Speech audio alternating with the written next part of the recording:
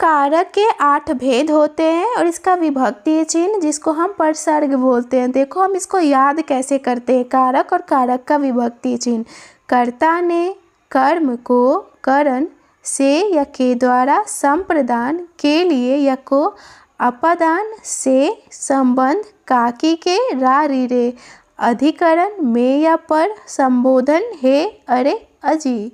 कर्ता कारक क्रिया को करने वाला कर्ता कारक होता है। इसका विभक्ति चिन्ह ने होता है। जैसे देखो राम ने खाया, खाने का काम किसने किया? राम ने, तो राम ने हो जाएगा कर्ता कारक।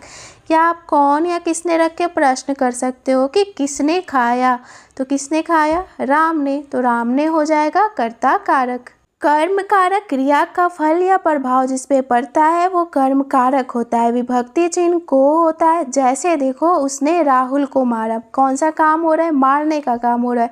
तो मारने का फल या प्रभाव किस पे पड़ रहा है? राहुल पे। राहुल की पिटाई हो रही है तो प्रभाव भी राहुल पे ही पड़ेगा ना।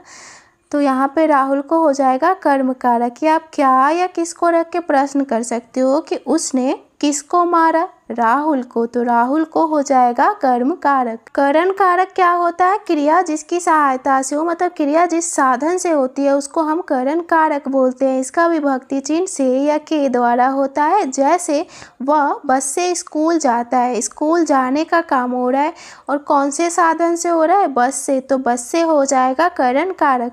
या आप किससे या किसके द्वारा रख के प्रश्न कर सकते हो कि वह किससे स्कूल जाता है या किसके द्वारा स्कूल जाता है? बस से, तो बस से हो जाएगा करण कारक। संप्रदान कारक, देखो संप्रदान में दान आ रहा है ना, तो इसमें किसी को कुछ दिया जाता है या किसी के लिए कुछ किया जाता है। इसका विभक्ति चिन्ह के लिए या को होता है। जैसे उसने भिखारी को भोजन दिया, तो किसी को कुछ देने का भाव आ रहा है ना, भिखारी को, तो भिखारी को हो जाएगा संप्रदान कारक।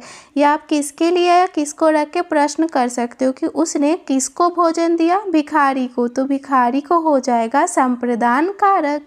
अपादान कारक में पृथक या अलगाव होने का भाव होता है। इसका विभक्ति चिन्ह से होता है। जैसे गंगा हिमालय से निकलती है, मतलब क्या? गंगा हिमालय से पृथक हो रही है, तो यहाँ पे हिमालय से हो जाएगा अपादान कारक। या आप कहाँ से या किससे रख के प्रश्न कर सकते हो कि गंगा कहाँ से निकलती है?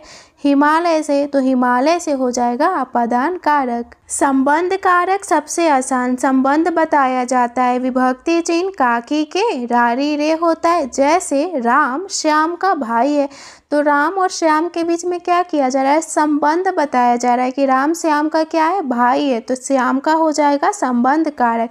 या आप किसको, किसकी, किसके रख के प्रश्न कर सकते हो कि राम किसका भाई है? श्याम का, तो श्याम का हो जाएगा संबंध कारक। अधिकरण कारक में क्रिया के होने का स्थान पता चलता है। इसका विभक्ति चिन्ह में या पर होता है। जैसे सिन वन में रहता है, तो सिन के रहने का काम कहाँ पे हो रहा है? वन में, तो वन में हो जाएगा अधिकरण कारक।